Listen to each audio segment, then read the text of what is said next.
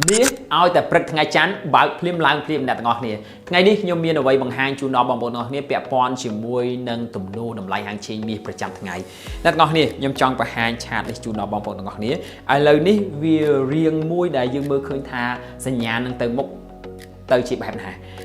ឡូវនេះខ្ញុំ short screen ទូចមួយបង្ហាញងាយស្រួលគូណាអ្នកទាំងអស់គ្នាអញ្ចឹងទំនោរតម្លៃហាងឆេងមាសកាលពីសប្តាហ៍មុនបានន័យថាធ្លាក់រហូតណាហើយបានបន្តឡើងវិញខ្លះហើយឥឡូវនេះក៏ធ្លាក់ទៀតឥឡូវនេះព្រឹកមិញនេះបើកមកឡើងអញ្ចឹងនៅកន្លែងនេះអ្នកទាំងអស់គ្នាវាតែងតែបង្កើត top បានន័យថាតម្លៃខ្ពស់ណាអញ្ចឹងកន្លែងនេះទំនោរវាអាចនឹងទម្លាក់ខ្លួនបែបហ្នឹងដែរទម្លាក់ខ្លួនអញ្ចឹងអ្នកដែល sell មិនមែនមានន័យថាអត់មានឱកាសនៅក្នុងការចូលលក់ឬក៏ធ្លាក់ចុះមកវិញទេប៉ុន្តែរឿងមួយទៀតដែលខ្ញុំបារម្ភជូនបងប្អូនទាំងអស់គ្នាខ្ញុំបារម្ភតែអ្នកទាំងអស់គ្នាចូល sell ហើយចំណេញកាត់មិនទាន់នោះទេព្រោះដោយសារតែទំនោរមួយនេះមានចំណុចមួយទៀតដែលអាចបង្ហាញជា pattern នៅក្នុងការឡើងរហូតដល់តែ2ចំណុចខ្ញុំ break ឲ្យអ្នកទាំងអស់គ្នាមើលបន្តិចបាទអ្នកទាំងអស់គ្នាអញ្ចឹងទាញឲ្យវាធំបន្តិចពេលដែលទាញមកធំបន្តិចអ្នកទាំងអស់គ្នានឹងឃើញឆាត pattern មួយទៀតដែលគេហៅថា head and shoulder reversal ណា head and shoulder reversal កន្លែងនេះវាបានបញ្ជាក់ច្បាស់ហើយថាវានឹងទៅជាបែបណាអញ្ចឹងកន្លែងនេះក៏ប្រកាសណាស់គឺនឹងចោះអញ្ចឹងដែរឃើញទេមកចុចនេះហើយវានឹងបន្តឡើងទៅបែបនេះដូចគ្នាបេះបិទណានេះគឺជាទំនោរឆាតមួយដែលអាចធ្វើឲ្យតម្លៃហាងឆេងនេះមានការកើនឡើងមួយទៀតអ្នកទាំងអស់គ្នាមួយនេះគឺសំខាន់អ្នកទាំងអស់គ្នាមួយនេះគឺសំខាន់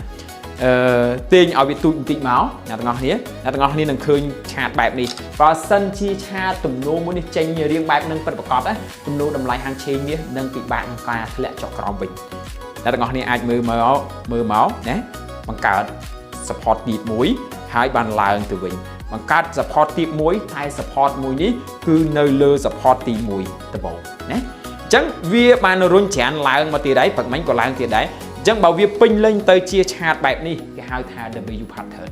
ឬក៏ double bottom អញ្ចឹងឆាតមួយនឹងរុញច្រានឲ្យតម្លៃហាងឆេងមាសមានការកើនឡើងច្រើននេះគឺជាការវិភាគបែប technical ទៅតាមតម្លៃទៅតាមទំនោរតម្លៃហាងឆេងមាសអ្នកទាំងអស់គ្នាខ្ញុំអាប់ដេតតម្លៃហាងឆេងមាសសម្រាប់ថ្ងៃនេះជូនដល់បងប្អូនទាំងអស់គ្នាសម្រាប់ថ្ងៃទី9ខែកុម្ភៈ2026ព្រឹកមិញនេះបើកផ្សារនៅតម្លៃ$4,986នៅក្នុងមួយអោនទីផ្សារអន្តរជាតិឬក៏ស្មើនឹង$6,010នៅក្នុងមួយដំណឹងនៅក្នុងប្រទេសកម្ពុជារបស់យើងគិតត្រឹមម៉ោង 8:57 នាទីនេះព្រឹកនេះបាទតម្លៃហាងឆេងមាសបាននឹងកំពុងតែជួញដូរនៅក្នុងតម្លៃ$4,996នៅក្នុងមួយអោនទីផ្សារអន្តរជាតិឬក៏ស្មើនឹង$6,019នៅក្នុងមួយដំណឹងនៅក្នុងប្រទេសកម្ពុជារបស់យើងកម្រិតនៃការកើនឡើងចេះតែកើនឡើងបន្តិចម្ដង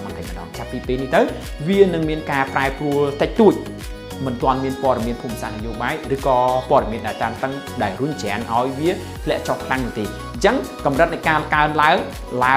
បាទធ្លាក់ប៉ុន្តែធ្លាក់អត់ដល់ support ឡើងលើសពី resistance បានន័យថាលើសពីតម្លៃខ្ពស់